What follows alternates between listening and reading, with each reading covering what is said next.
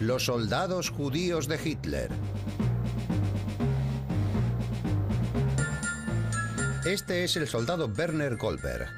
En el año 1939, un periódico de Berlín lo describió como el soldado alemán ideal. Su imagen se utilizó en una campaña de reclutamiento de la Wehrmacht, el ejército de Hitler. Sirvió en el ejército alemán hasta el año 1940 y fue expulsado a causa de su apellido Goldberg, pues Werner Goldberg, el soldado alemán ideal, era judío. ¿Goldberg? Ese nombre. ¿Tú eres ario? No sé lo que es. Te digo que te levantes. Tú no eres ario. Y yo tendré que preguntarle a mi padre. Lo que sigue a continuación es una extraña historia sobre unos hombres que, a pesar de tener antepasados judíos, fueron reclutados por el mismo ejército nazi que iba a destruir a sus propios parientes. Los nazis los llamaban Misling. Yo no quería ir a la Wehrmacht, pero tuve que ir.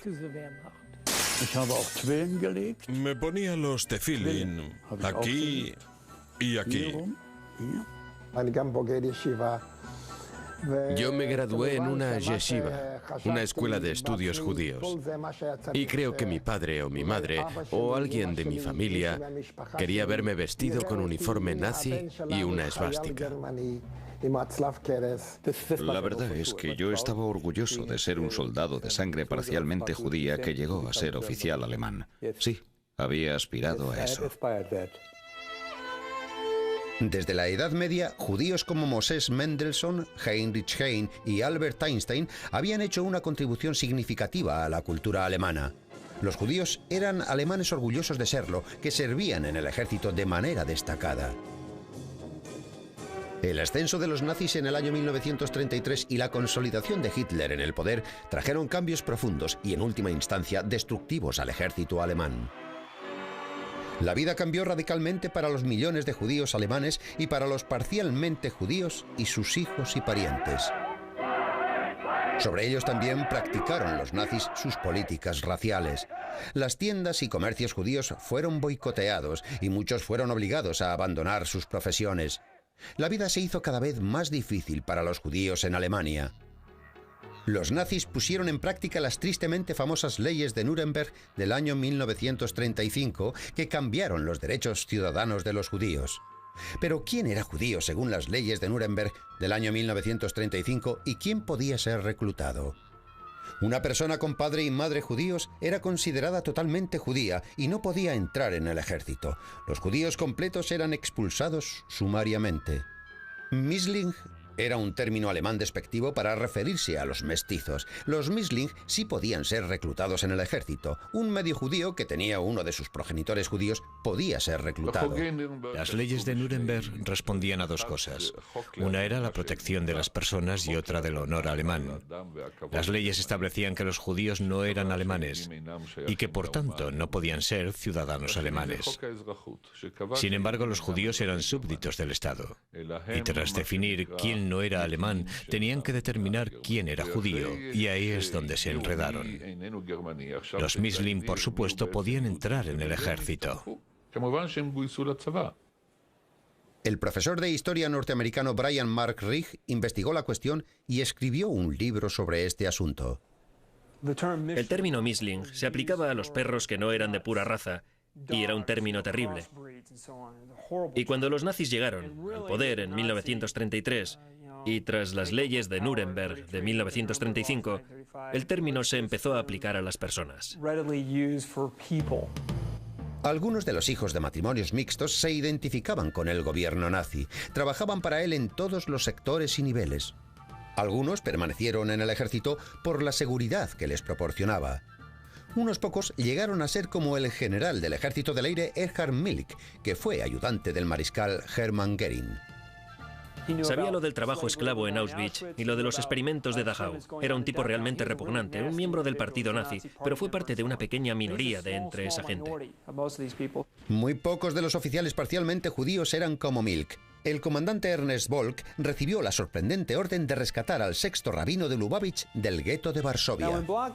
Y Bloch se dirigió allí a preguntar entre los judíos jusídicos de la secta Lubavitch a ver dónde estaba el rabino, porque querían rescatarle. Y los Lubavitch decían, sí, claro, y nosotros queremos entrar en el ejército alemán. Al final consiguió convencerles y acabaron pensando que era un ángel en forma humana. Se encontró con el rabino Schneerson y le dijo que no se preocupara, que él era medio judío y estaba para protegerle. Al día siguiente lo escoltó hasta la frontera lituana y se despidió allí de él. Y el rabino Schneerson llegó hasta Riga, donde esperó un visado para los Estados Unidos.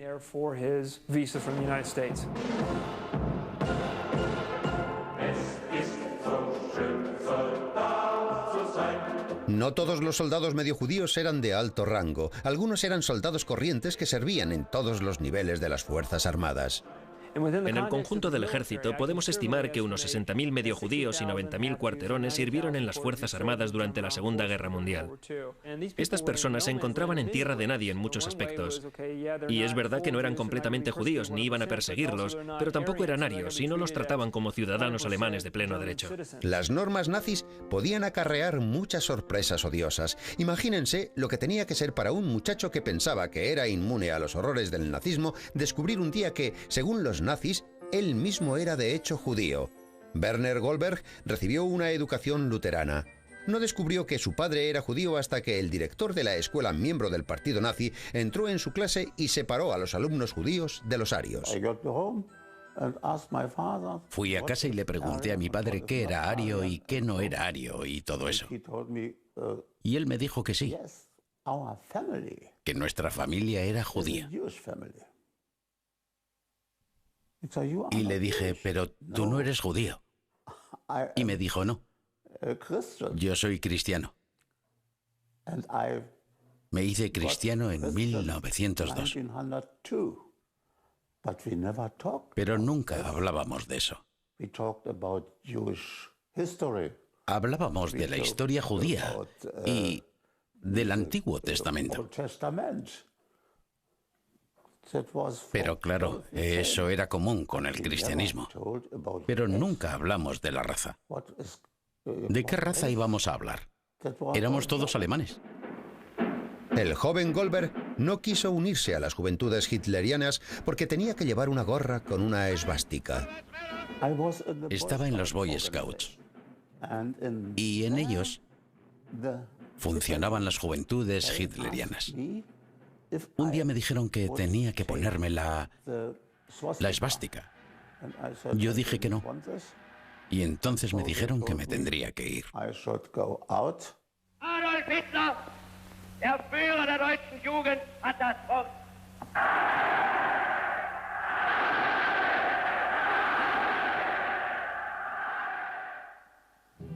No todos los chicos se sorprendieron que eran judíos. Helmut Kopp sabía que su madre era judía. La madre judía de Kopp murió cuando él era niño. A causa de complicados problemas familiares, fue enviado a un orfanato judío de Berlín y fue circuncidado a los 12 años.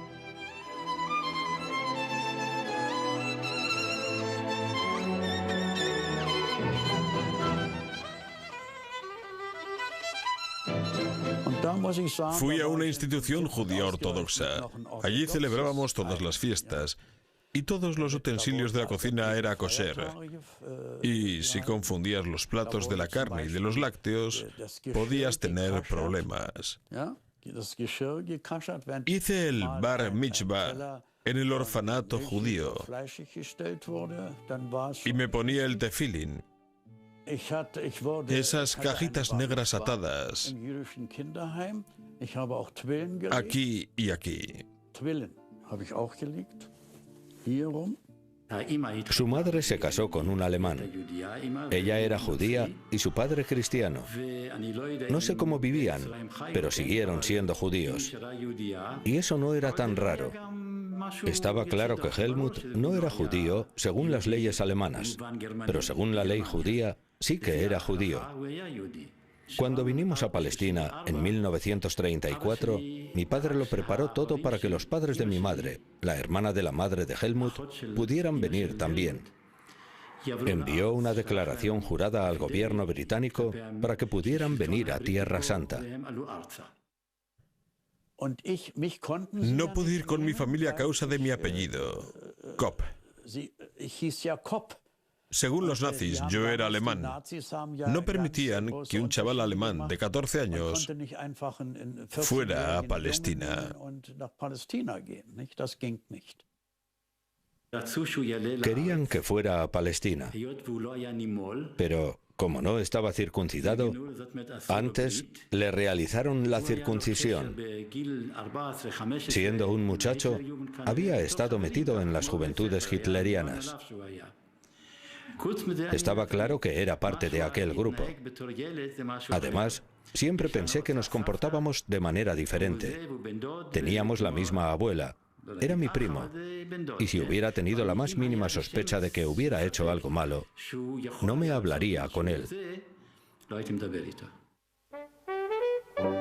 Helmut Kopp abandonó el orfanato judío y al fin fue admitido en el ejército. Como Mischling de primer grado, podía ser reclutado legalmente. Y tenía que declarar si era ario, puro o tenía parte de judío. En la solicitud escribí que mis dos padres eran arios, de modo que entré en el ejército como ario porque yo lo dije. Decidí mentir cuando me reclutaron en diciembre.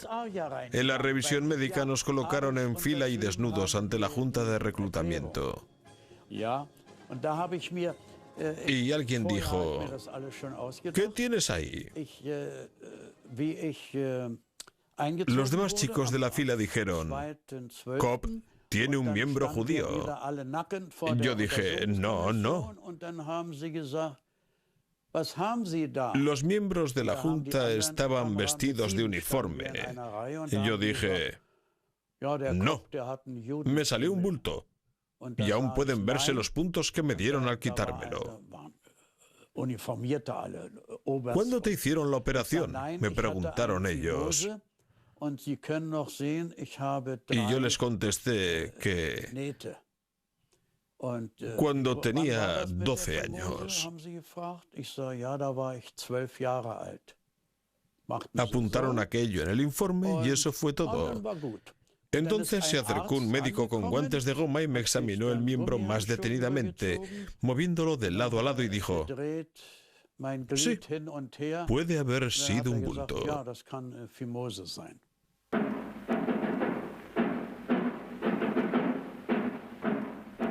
¿Por qué esas personas no fueron enviadas directamente a los campos? Fue una decisión política. Hitler y los nazis no querían perseguirlos demasiado porque sabían que podían mandar también al ostracismo a otros parientes arios perfectamente integrados en la economía, la empresa, el gobierno y el ejército. Hans-Gerd Falkenberg sabía que su madre era una judía que se había convertido al cristianismo. La familia de mi madre era judía y tenía muchas tensiones con su madre. Y aunque fuera extraño, yo nunca fui con mi abuelo a la sinagoga de Stettin, porque mi madre de algún modo me lo había prohibido. Mi abuela y yo fuimos un día al cementerio judío, donde vi las lápidas con aquellas extrañas inscripciones en hebreo. Y por eso creo que mi pasado es algo diferente al de los otros niños de mi edad.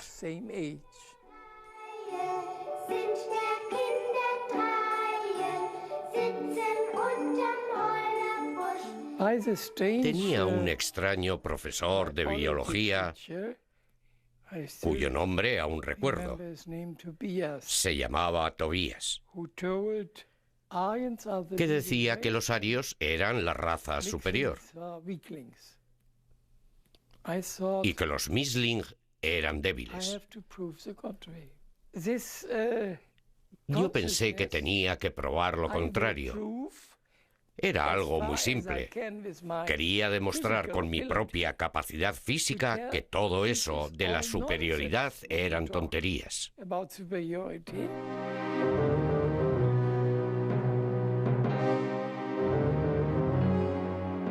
La madre judía de Falkenberg huyó a Inglaterra con su marido y su hija. Falkenberg decidió permanecer en Alemania ante la posibilidad de obtener una beca universitaria. Pero en vez de eso, fue reclutado por el ejército alemán. Yo no quería ir a la Wehrmacht, pero tuve que ir. Había algo contradictorio en todo aquello. Los Misling no debían entrar en el ejército, pero todo alemán debía servir como soldado. Y había unidades desplegadas en la frontera de Polonia. Así que nosotros fuimos los siguientes en marchar sobre Polonia. En septiembre del año 1939, Hitler se salta sus acuerdos con Gran Bretaña e invade Polonia. 2 días después, los británicos declaran la guerra. Los judíos puros de Alemania quedaron exentos del reclutamiento, pero no así los medio judíos. En un discurso ante el Reichstag en el año 1939, Hitler declaró que exterminaría a todos los judíos. Fue en esta época, alrededor del año 1939, cuando se tomó una fotografía de Werner Goldberg en uniforme y se utilizó en un cartel de reclutamiento. Pensé que sería imposible que el fotógrafo vendiera mi foto para aquello. Pero, ¿qué podía hacer yo? Tuve que dejarle hacerlo. Hans-Gert Falkenberg fue destinado a la misma ciudad donde se encontraba su querida abuela judía, que vivía en una residencia de ancianos para judíos. Falkenberg, vestido de uniforme, salía del cuartel a verse a escondidas con su abuela en el bosque y paseaban cogidos de la mano. Él con su uniforme y ella con una estrella amarilla cosida en su abrigo. Nos veíamos una vez a la semana. Ella ya llevaba su estrella, pero nos encontrábamos al final de la estación del tranvía y paseábamos por el bosque. Y era bastante doloroso. Estaba claro que yo no podía ir a buscarla a la residencia vestido de uniforme, sino que teníamos que encontrarnos en algún otro lugar para que no nos vieran. Yo solo quería pasar un rato con ella sin que nadie pudiera vernos. Que ningún desconocido pudiera preguntarse qué hacía aquel soldado con una mujer que llevaba una estrella amarilla. Ella era mucho más importante que la estrella. En vez de seguir con el uniforme alemán, ¿se le ocurrió alguna vez a Falkenberg desertar del ejército? Nunca tuve ninguna relación con organizaciones de oposición o grupos de resistencia. Una vez intenté escapar a Suiza y hasta lo planeé con mucho cuidado. Estuve 6 meses aprendiendo a esquiar y todo eso. Pero me pareció demasiado peligroso. Y había una posibilidad de que los suizos me devolvieran a Alemania. Europa era entonces fascista. Hasta Suiza era en parte fascista. Durante el nazismo, yo no habría aconsejado a nadie que desertara del ejército. ¿Dónde podrían huir? Te perseguirían donde quiera que fueras. En Israel se puede huir del ejército. Allí no se podía.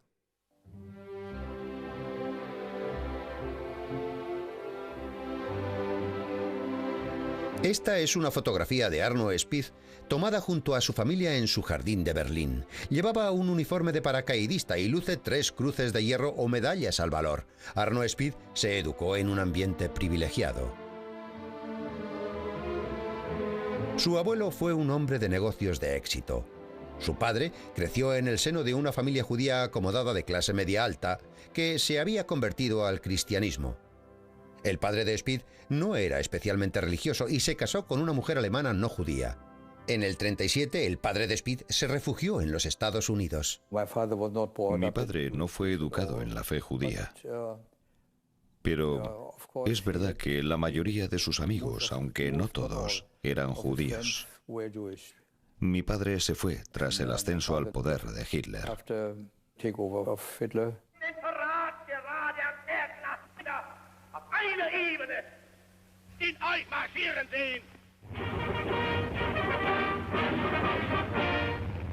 Arno Speed fue enviado junto con su unidad a la línea del frente en Dinamarca. Nunca le preguntaron si era en parte judío.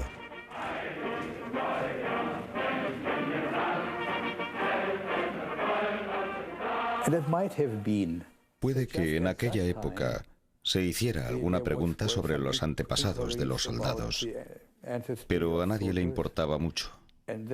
Y a nadie se le ocurrió nunca que yo pudiera tener ascendentes judíos, porque no tenía aspecto de serlo.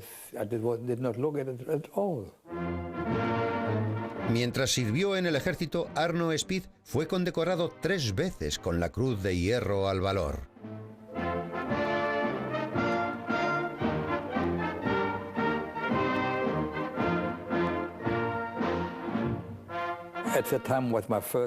Aquel fue mi primer combate y estábamos en una situación extrema.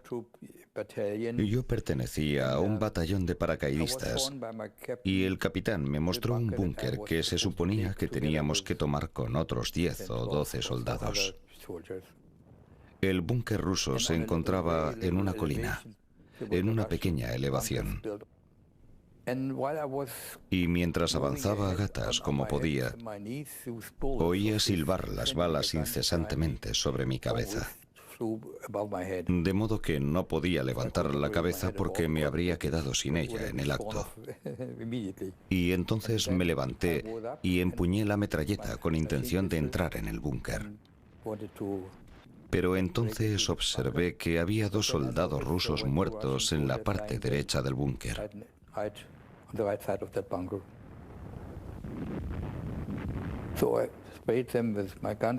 Así que disparé el arma para asegurarme de que estaban muertos.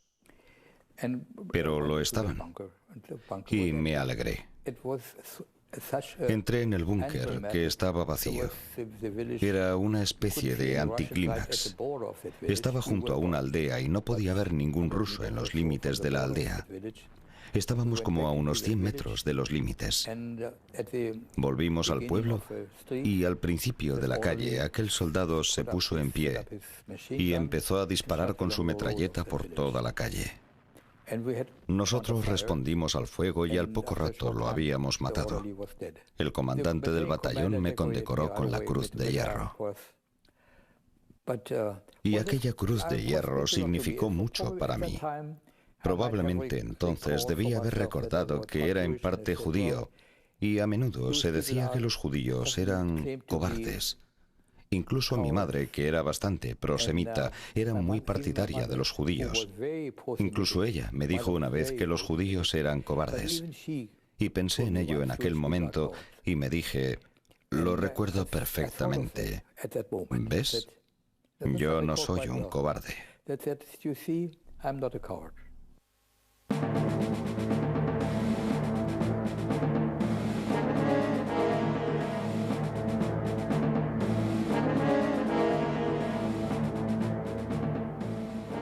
Los historiadores creen que unos 20 hombres que sirvieron en el ejército alemán durante la Segunda Guerra Mundial emigraron a Israel y contribuyeron a la fundación del Estado hebreo. Efraín Gleiser es un judío nacido en Hungría que actualmente vive en Haifa, Israel. Durante la Segunda Guerra Mundial fue capturado por los nazis y logró escapar. Vivió en el bosque hasta que estuvo a punto de morir de hambre. Y entonces se acercó a una base del ejército alemán a pedir comida diciendo que era ario. En el Talmud hay un dicho que es: caíste de una alta montaña al fondo de un pozo. En mi caso fue al revés. Fui del fondo del pozo a lo alto de la montaña. Estuve en un campo de trabajo en Hungría en condiciones terribles. con palizas, torturas y todo tipo de cosas horribles.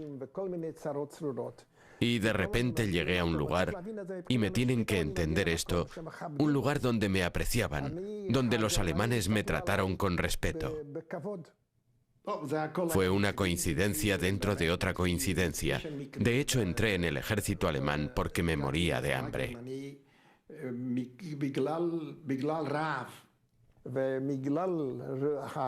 Y como tenía aspecto ario, me las arreglé bastante bien, como un no judío entre los gentiles, y como un individuo que no parecía judío. Y así pude moverme de un lugar a otro alrededor de 2 semanas o así. Eso es todo lo que estuve, 2 semanas, sin ningún tipo de papeles y sin relacionarme, como si viviera debajo de la tierra. Llegó hasta una base de suministros alemana, llamó a la puerta y se topó con un oficial alemán muy amable. Y aún hoy en día es un misterio para mí cómo y por qué este hombre me ayudó en todo tipo de circunstancias peligrosas. Me dijo, tengo una propuesta que hacerle. Tal vez quiera incorporarse a nuestra unidad como traductor del húngaro al alemán, pues necesitamos traductores. Glasser aceptó el ofrecimiento. ¿Por qué unirme? Porque era el único modo de alcanzar la frontera y rendirme a los rusos.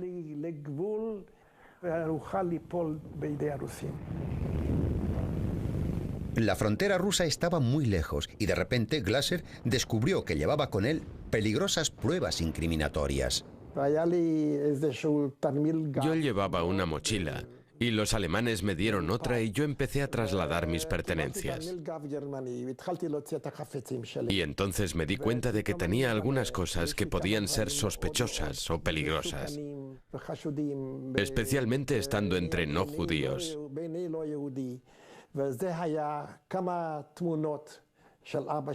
Tenía unas pocas fotos de mi padre con barba y con tirabuzones, y de mi madre y de mi familia, y de mis 2 hermanos de visita en Tierra Santa.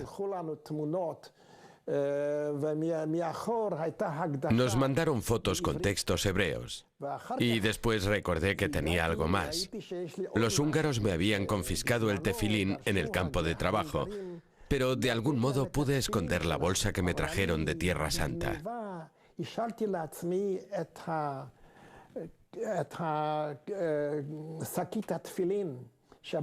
En ella aparecían Jerusalén y el muro bordados de manera preciosa. Y cuando me puse a trasladar mis pertenencias de una a otra mochila, me di cuenta de que aquellas cosas estaban allí. ¿Qué podía hacer? No sé por qué, no puedo explicarlo, pero decidí no tirarlas. Envolví todas esas cosas en un papel y las guardé en un bolsillo del uniforme, bajo la esvástica del uniforme alemán. Eso es lo que hice con las fotografías, y envolví la bolsa del tefilín en una camisa y la guardé en mi nueva mochila alemana.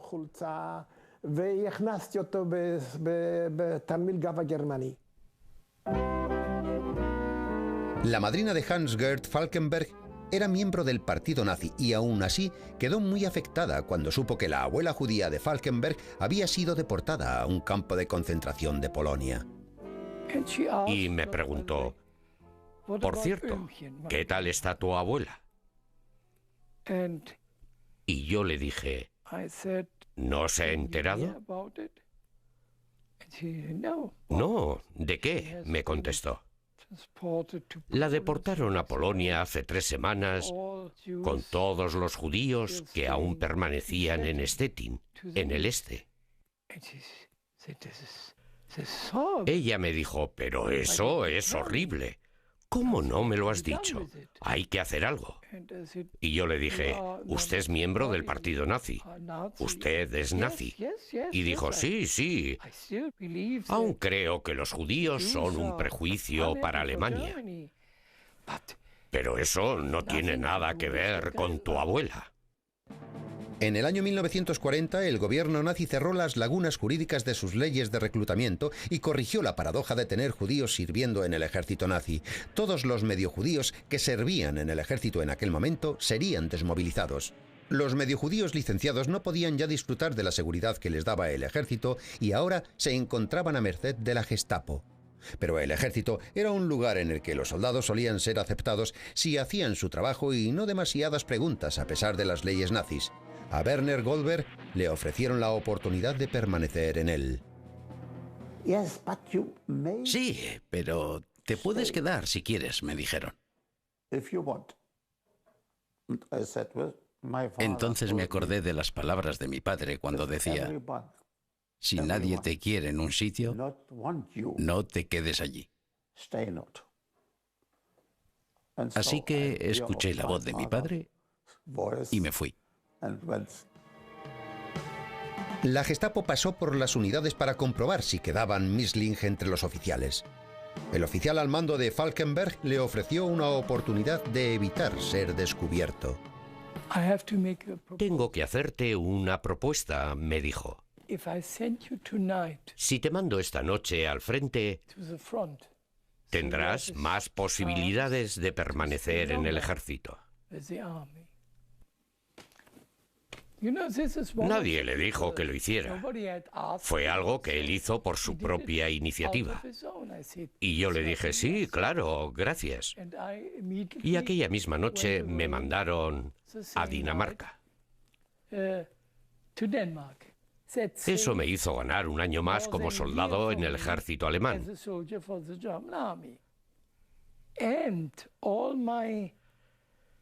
Y todos mis compañeros de la academia, que en aquella época eran tenientes o de un rango superior a teniente, me decían: Gerd, quédate en el ejército. Quédate en el ejército. Es el lugar más seguro hoy en Alemania. ¿Temía Helmut Kopp que descubrieran que era judío cuando estaba en el ejército? Todos los días. Temía eso todos los días. El soldado Kopp rechazó el ofrecimiento de su oficial al mando de ascenderlo a sargento por temor a que se descubriera su ascendencia judía.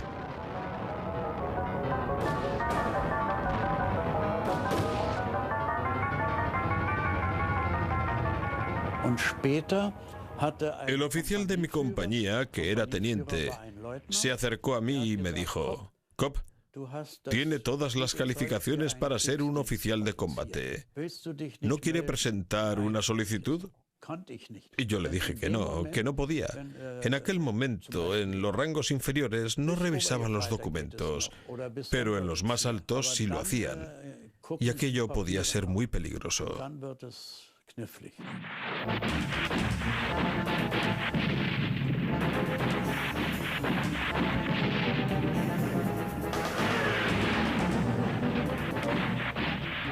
La guerra estaba en su punto álgido, pero para hombres como Kopp, que estaban viviendo una mentira ante las narices de los alemanes, el futuro parecía sombrío. Era conductor de tanques en el peligroso frente ruso. De la brigada juvenil pasé directamente al ejército, a la Wehrmacht. Me gustaban los tanques y pude entrar en el cuerpo de Panzers como conductor.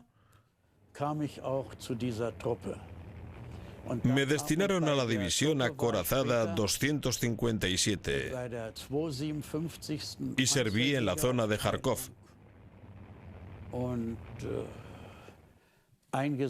3 veces tomamos Kharkov y 3 veces la perdimos. Allí tuvimos muchas pérdidas, casi la mitad de nuestra unidad.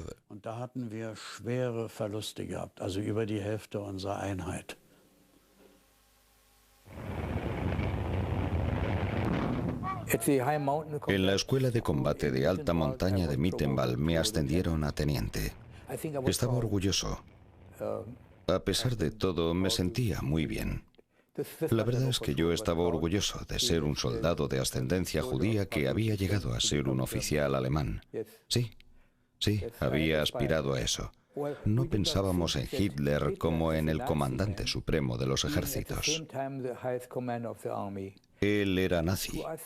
Y para nosotros había una separación clara entre el ejército tradicional alemán y las instituciones políticas. Había una diferencia entre servir al ejército y servir a Hitler. ¿Pensaba Kopp que siendo en parte judío su vida estaba en peligro? Sí, yo acepté prestar el servicio para sobrevivir. De lo contrario me habrían fusilado o me habrían mandado a un campo de concentración. Yo en su lugar habría hecho las mismas cosas. Era terrible pensar que pudieran descubrir que era judío. He hablado con muchos alemanes y esto es algo que no entiende mucha gente, incluso en Israel, que en aquellos tiempos la mayoría de los alemanes estaban en el ejército y los que cometieron las atrocidades fueron solo una pequeña parte del pueblo alemán. Y algunos dicen: yo fui un nazi convencido, pero he cambiado de opinión. Y les creo totalmente. Otros dicen: yo nunca fui nazi. Pero si me dicen que fueron nazis convencidos y han cambiado su modo de pensar, les creo. Es imposible saber quién era nazi de verdad. Estaban los que creían en la doctrina nazi y a los que nunca les afectó su ascendencia judía. Y estaban también los que sirvieron como soldados porque esa era su obligación de ciudadanos, sin identificarse con la ideología nazi. Cada caso era diferente e individual. Helmut Schmidt fue un Mischling de segundo grado y llegó a ser canciller de Alemania en el año 1970. Su abuelo era de origen judío y Helmut Schmidt sirvió en el ejército alemán. Estuvo en una unidad antiaérea y sus orígenes nunca fueron un problema para él. Uno de los ejemplos más claros de esto fue Erhard Milke, que estaba al mando de toda la logística de las Fuerzas Armadas alemanas. Según los historiadores, el padre de Milke era judío, pero que su madre mintió al afirmar que el padre de sus hijos era ario. Esta mentira ayudó a Milke a convertirse en uno de los hombres más poderosos de Alemania. También contribuyó a la fundación de las líneas aéreas Lufthansa. Hitler declaró más tarde que Milke era un alemán ario puro y le proporcionó un certificado de arianidad. En teoría, judío es una definición racista basada en elementos raciales. En la práctica es una construcción cultural y política. Y en función del momento histórico o político, se podían otorgar exenciones. De modo que, aunque la biología dijera que aquel hombre era judío, las necesidades prácticas permitieron declarar oficialmente que no lo era. Y esas exenciones eran otorgadas por individuos que se encontraban en los niveles más altos del gobierno, por Goebbels, Göring o el propio Hitler. Hitler también hizo ario al gran muftí de Jerusalén, Hay al-Husseini, clérigo musulmán y partidario entusiasta de los nazis. Lo utilizaron con propósitos propagandísticos, para hacer propaganda antibritánica. Y como es natural, a Hitler le preguntaron más de una vez cómo podía aceptar, con toda su ideología racista, en su círculo de élite a un hombre como Hay al-Husseini, que era árabe. Y Hitler contestaba lo siguiente: si le miras bien a la cara verás que tiene los ojos azules. ¿Cómo puede un árabe tener los ojos azules? Está claro que es un descendiente de los cruzados.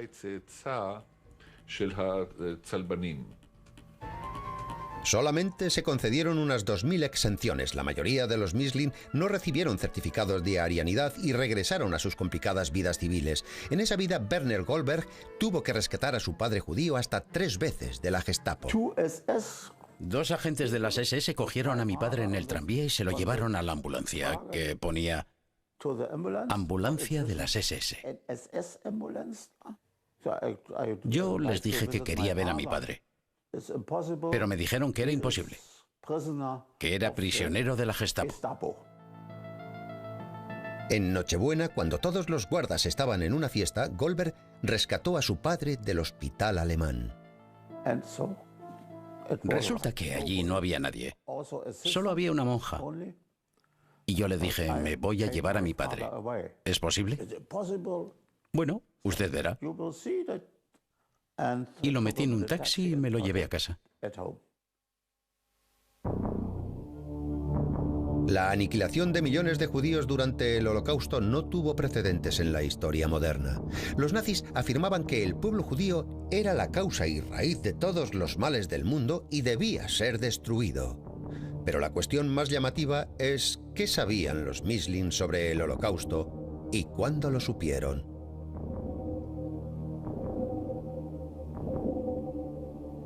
Sobre los campos de concentración, no sé qué podía saber él de los campos.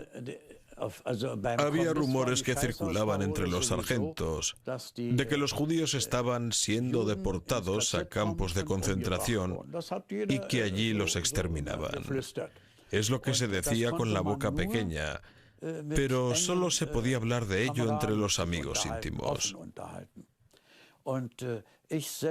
Yo personalmente, en la época en que estábamos luchando en Lituania, cuando estábamos destinados allí, oía constantemente en la zona de Denneburg ametralladoras que disparaban casi sin parar.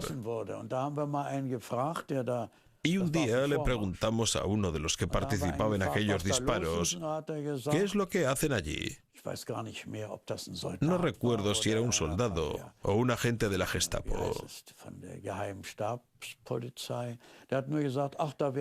Y nos dijo, estamos matando a criminales de guerra, eso es todo. Los soldados sabíamos naturalmente que había prisioneros judíos en Auschwitz y Buchenwald, pero es algo de lo que hablábamos solo entre nosotros, nunca abiertamente. Tengo que reconocer que quisimos pasar por alto esa información. Yo al menos intenté olvidarla y pensaba que Dios me ayude si se enteran de lo mío. Así eran las cosas.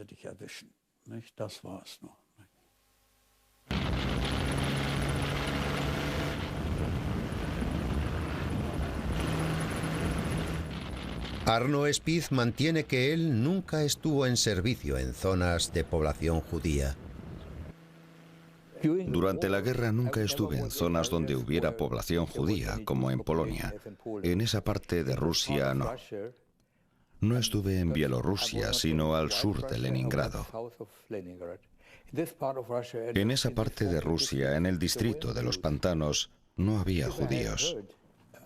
Si yo hubiera oído algo de lo que estaba pasando en los campos de concentración, seguramente habría cambiado mi opinión sobre Alemania y sobre los alemanes en general, y sobre, digamos, la línea de mando.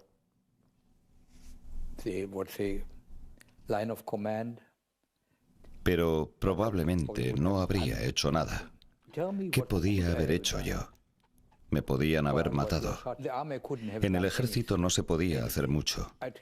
Pero le digo claramente, si hubiera estado en una posición de tener que maltratar a gente miserable, a prisioneros, no lo habría hecho. Eso es seguro, absolutamente. No habría hecho ninguna brutalidad, estoy seguro. Todavía creo, y lo creo firmemente, que solo una pequeña parte de la población alemana estuvo implicada en aquellos crímenes.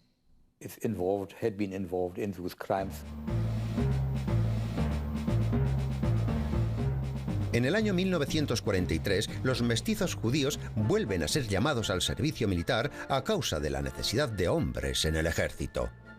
Hans-Gert Falkenberg vuelve al servicio y es enviado a la organización Todt, un batallón de trabajo formado por prisioneros, Misling y otros indeseables. Los trabajadores construían carreteras, trabajaban en el muro de protección del Atlántico o fabricaban los mortíferos misiles V2. Y los V2 estaban en un estado en el que un quinto o un sexto de ellos explotaban cuando se montaban, lo cual suponía también una muerte segura. Y mientras estaba trabajando en la organización Todt, Falkenberg recibió una carta de su abuela judía que se encontraba en un campo de concentración y no pudo hacer nada por ayudarla. En la última carta escribió en francés: esta semana, otros 10.000 bajo el gas.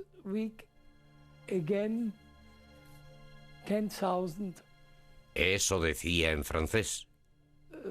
My God. In July. Era julio de 1942. 42. Era algo inconcebible.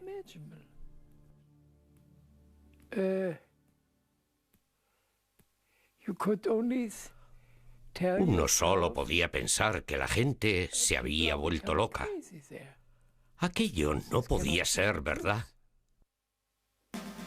Falkenberg pronto supo que las informaciones de su abuela no eran tan absurdas y que su propia vida estaba también en serio peligro. Él y algunos de sus compañeros planearon la huida. Una noche, durante un ataque aéreo, robaron unos uniformes alemanes y escalaron los muros. Consiguieron llegar a París disfrazados de oficiales alemanes. So we lived in Paris. De modo que vivimos en París como oficiales alemanes, en un hotel con todos los privilegios de que gozaban aquellos. Teníamos jabón y alcohol, y yo qué sé qué más. Y allí jugué al tenis, bajo la Torre Eiffel. Estuve en la ópera y en la comedia francesa. Y ese es mi París. Paseos por el Trocadero, asistencia a conciertos, a escuchar la octava sinfonía de Beethoven, todo como oficial alemán. Así que podían haberme matado los de la resistencia. Era una situación muy extraña. En París, Falkenberg conoció a una chica en el cine. Descubrió que ella trabajaba para el general al mando de los servicios del ejército. La mujer le hizo a Falkenberg los papeles que lo libraban de la organización Todt. Y le dije más o menos quién era. Y que tenía que librarme de aquel uniforme lo antes posible. Volvió al despacho del general a las 12 de la noche. Y allí mecanografió todos los papeles que necesitaba para que yo quedara libre de la organización Todt. Yo fui a Berlín y a la mañana siguiente me licenciaron.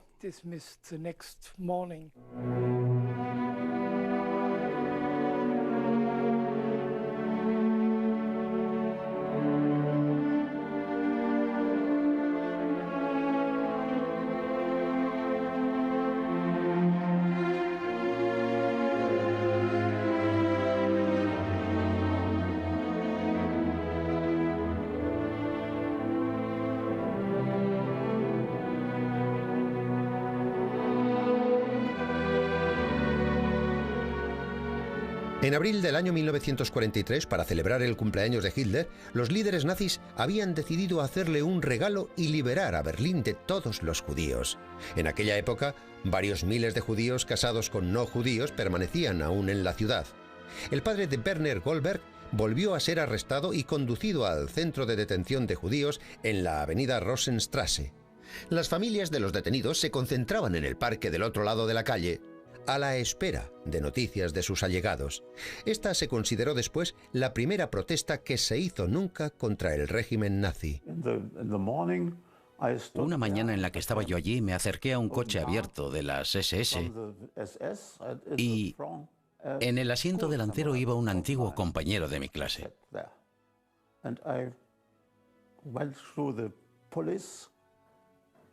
Me acerqué al cordón policial y le cogí del brazo. Le dije, Gerhard, gracias a Dios estás aquí.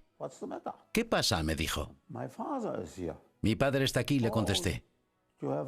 Me dijo que estaba de suerte porque él era el jefe allí. Me dio su tarjeta y me dijo que le llamara por la noche. No puedo irme de aquí, le dije yo. Y él me dijo que sí, que me fuera y que le llamara por la noche.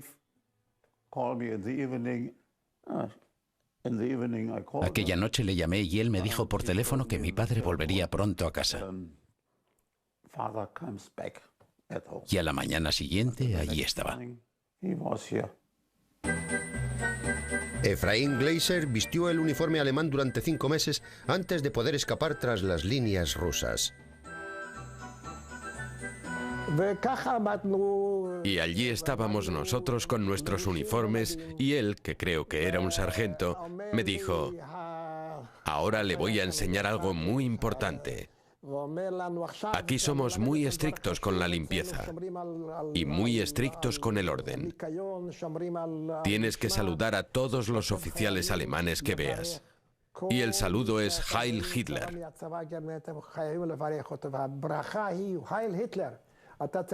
Y debes hacerlo levantando el brazo. Y me dijo: vamos a intentarlo, quiero ver cómo saludas.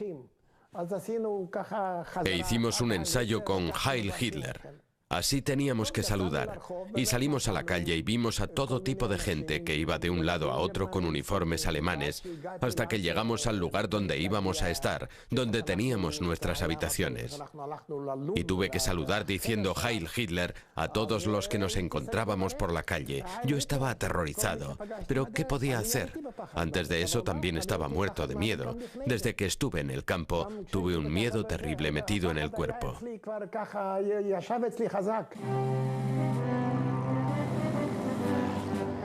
La invasión aliada marcó el principio del fin de la Segunda Guerra Mundial.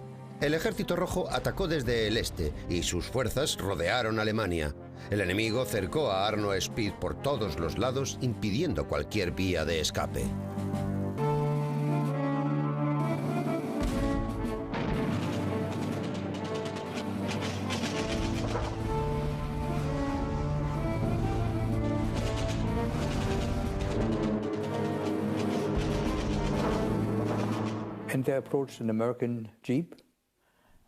Se acercó un jeep norteamericano y yo salí de la carretera y traté de esconderme, pero los arbustos de la zona no tenían apenas hojas. Así que se detuvieron justo delante de mí y me apuntaron con la ametralladora. El teniente me ordenó que saliera y que le entregara el arma. Me dijo que me sentara tras él en el jeep y el vehículo dio la vuelta. Yo le toqué en el hombro y le dije: ¿qué van a hacer conmigo? Él me dijo que me iban a llevar a un campo de prisioneros. Y yo le contesté que no quería ser prisionero, que amaba mi libertad tanto como él mismo, que mi padre era norteamericano, judío norteamericano. Aquella fue la primera vez que mi ascendencia judía salió a relucir. Le dijo al conductor que se detuviera, porque quería dejarme marchar, pero el conductor no le obedeció. Arno Spieß fue capturado, escapó y volvió a ser apresado. Y un capitán estadounidense me dijo: ¿por qué quiere escapar? Y yo le dije: no quiero ser un prisionero, no podría soportarlo. Soy completamente libre, como mi padre, que es ciudadano de los Estados Unidos. Y él dijo: ¿así? ¿Y cómo así? Y yo le dije: mi padre es judío y abandonó Alemania.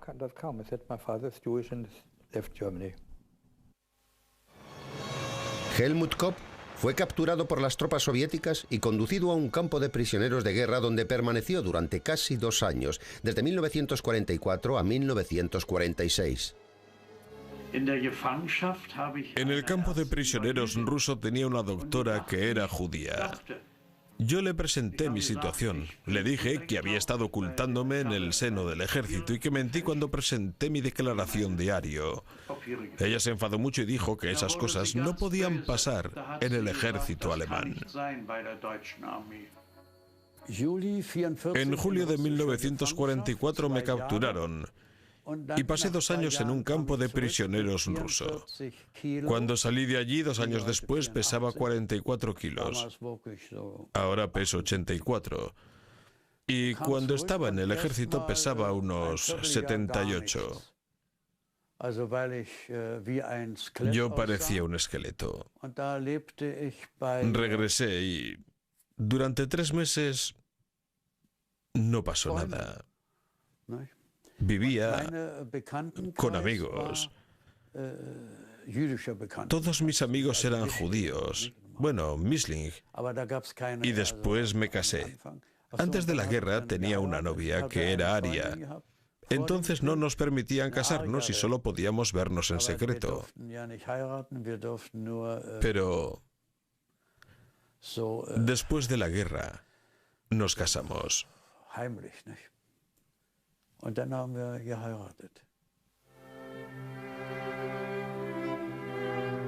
De los 160.000 judíos que vivían en Berlín en el año 1933, solo 1.500, incluidos los Misling, sobrevivieron al final de la guerra.